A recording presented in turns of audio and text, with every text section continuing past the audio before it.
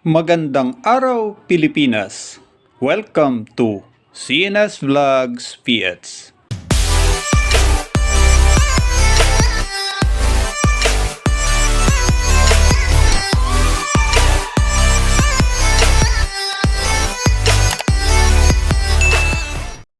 Magandang hapon sa inyong lahat. Magandang umaga. Magandang tanghali. Buenos dias. Buenas tardes, amigos. Good morning, mga katropa. Mga katropa, ating alamin, ano nga ba ang kwento ni Benigno Aquino Jr.?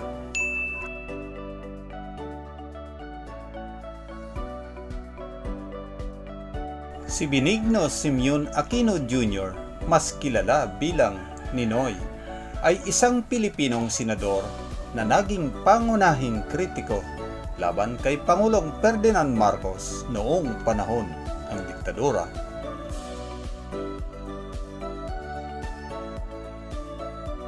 Pinaslang siya sa paliparang pandaigdig ng Maynila pagka-uwi mula sa distyero sa Estados Unidos. Isinilang siya sa Concepcion, Tarlac noong ika-27 ng Nobyembre 1932 kina Aurora Aquino at Benigno Aquino Sr., dating assemblyman.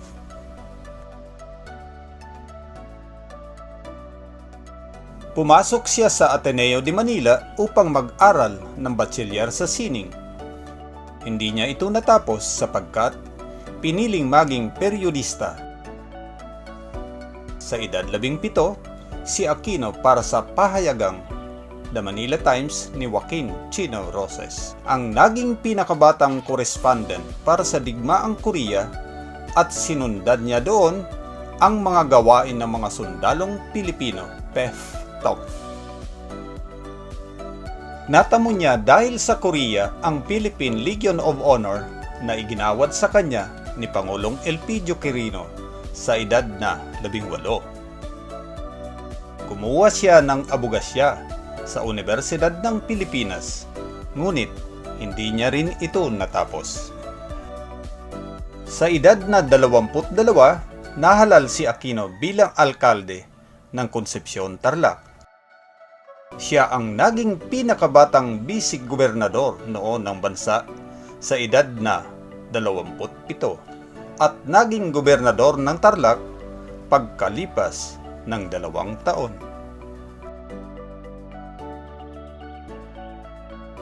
Noong 1967, sa edad 34, siya ang naging pinakabatang halal na senador sa kasaysayan ng Pilipinas.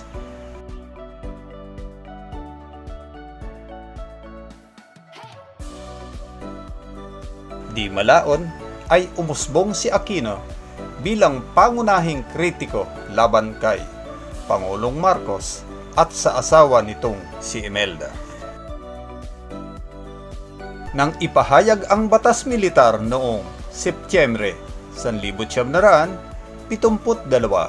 dinakip si Aquino at nakulong ng maraming taon.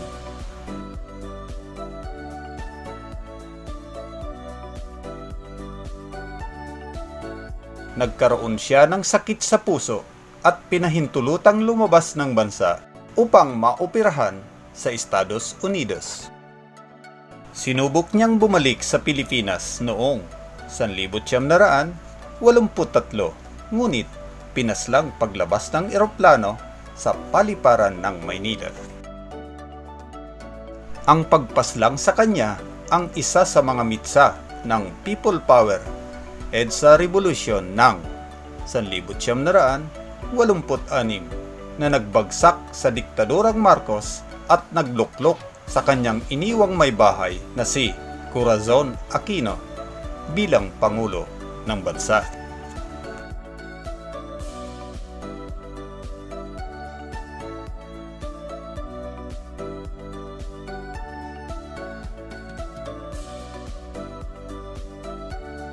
Bilang pagpapahalaga, ipinangalan ang paliparang tagpo ng kanyang kamatayan bilang Ninoy Aquino International Airport o NAIA.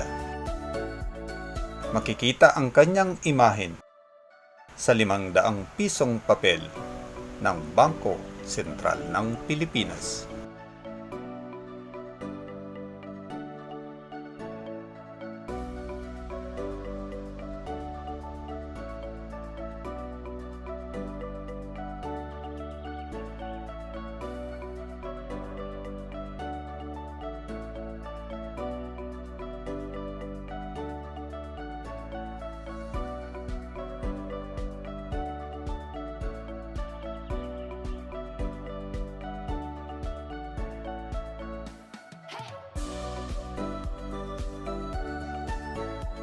Mga katropa, tandaan, sino si Benigno Aquino Jr. Siya ang naging pinakabatang halal na senador sa kasaysayan ng Pilipinas. Mas kilala bilang Ninoy, isang Pilipinong senador na naging pangunahing kritiko laban kay Pangulong Ferdinand Marcos noong panahon ng diktadura.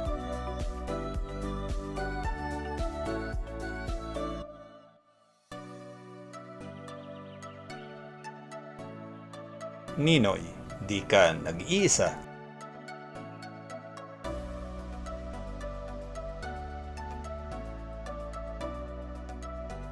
Muli, stay safe, stay home. God bless.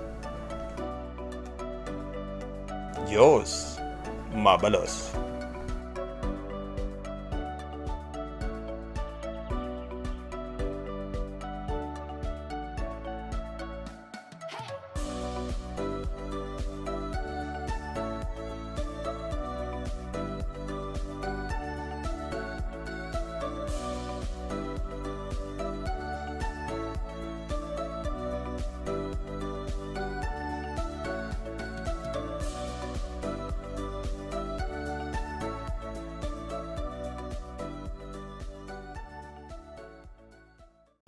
Bang, bang, bang, bang, bang, bang, bang, bang, bang, bang, bang, bang, bang, bang,